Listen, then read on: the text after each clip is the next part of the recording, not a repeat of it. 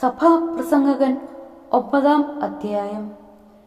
നീതിമാനെയും ജ്ഞാനിയെയും അവരുടെ പ്രവൃത്തികളെയും ദൈവം നിയന്ത്രിക്കുന്നുവെന്ന് ഞാൻ ആഴത്തിൽ ചിന്തിച്ചറിഞ്ഞു.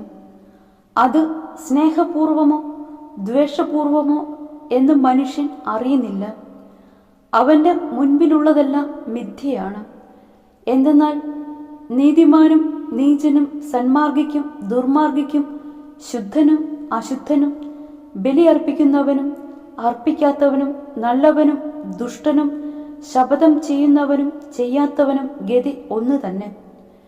എല്ലാവർക്കും ഒരേ ഗതി വന്നു ചേരുന്നത് സൂര്യന് കീഴെ എല്ലാ പ്രവൃത്തികളിലും അടങ്ങിയിരിക്കുന്ന തിന്മയാണ്.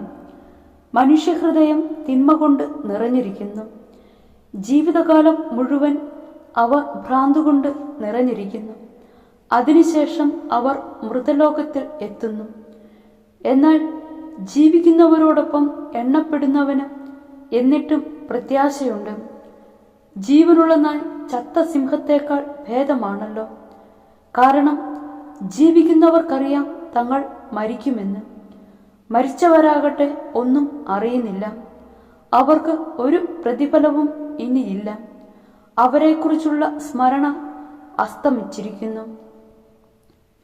അവരുടെ സ്നേഹവും ദ്വേഷവും അസൂയയും നശിച്ചു കഴിഞ്ഞു. സൂര്യന് കീഴെ ഒന്നിലും അവർക്ക് ഇനിമേൽ ഓഹരിയില്ല. പോയി സന്തോഷത്തോടെ അപ്പം ഭക്ഷിക്കുക, ആഹ്ലാദഭരിതനായി വീഞ്ഞു കുടിക്കുക. കാരണം നീ ചെയ്യുന്നത് ദൈവം അംഗീകരിച്ച് കഴിഞ്ഞതാണ്. നിന്റെ വസ്ത്രം എപ്പോഴും ശുഭമായിരിക്കട്ടെ. നീ തലയിൽ എണ്ണ പുരട്ടാതിരിക്കരുത്. സൂര്യന് കീഴെ ദൈവം നിനക്ക് നൽകിയിരിക്കുന്ന വ്യർത്ഥമായ ജീവിതം നീ സ്നേഹിക്കുന്ന ഭാര്യയോടൊത്ത് ആസ്വദിക്കുക. കാരണം അത് നിന്റെ ജീവിതത്തിൻ്റെയും സൂര്യന് കീഴെ നീ ചെയ്യുന്ന പ്രയത്നത്തിൻ്റെയും ഓഹരിയാണ്. ചെയ്യാനുള്ളത് സർവശക്തിയോടും കൂടെ ചെയ്യുക. എന്തെന്നാൽ നീ ചെന്നു ചേരേണ്ട പാതാളത്തിൽ ജോലിക്കോ ചിന്തയ്ക്കോ വിജ്ഞാനത്തിനോ അറിവിനോ സ്ഥാനമില്ല. സൂര്യന് കീഴെ ഓട്ടം വേഗമുള്ളവനോ യുദ്ധം ശക്തിയുള്ളവനോ അപ്പം ജ്ഞാനിക്കോ ധനം ബുദ്ധിമാനോ അനുഗ്രഹം സമർത്ഥനോ അല്ല ലഭിച്ചിരിക്കുന്നതെന്ന് ഞാൻ കണ്ടു. എല്ലാം യാദൃച്ഛികമായി സംഭവിക്കുന്നതാണ്. തൻ്റെ സമയം മനുഷ്യന് അജ്ഞാതമാണ്. മത്സ്യം വലയിൽപ്പെടുന്നതുപോലെയും പക്ഷികൾ കെണിയിൽ കുടുങ്ങുന്നതുപോലെയും കഷ്ടകാലം വിചാരിക്കാത്ത നേരത്ത് മനുഷ്യമക്കളെ കൊടുക്കുന്നു.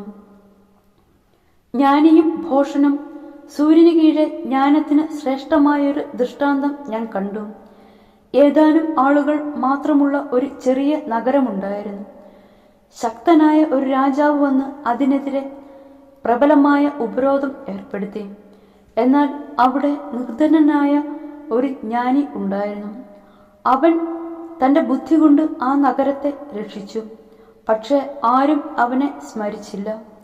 ദരിദ്രന്റെ ജ്ഞാനം അപമാനിക്കപ്പെടുകയും അവൻ്റെ വാക്കുകൾ അവഗണിക്കപ്പെടുകയും ചെയ്താലും ജ്ഞാനമാണ് ശക്തിയേക്കാൾ ശ്രേഷ്ഠമെന്ന് ഞാൻ പറയുന്നു. മൂഢന്മാരെ ഭരിക്കുന്ന രാജാവിൻ്റെ ആക്രോശത്തേക്കാൾ ശ്രേഷ്ഠമാണ് ജ്ഞാനിയുടെ ശാന്തമായ വാക്കുകൾ. ആയുധങ്ങളെക്കാൾ ശ്രേഷ്ഠമാണ് ജ്ഞാനം.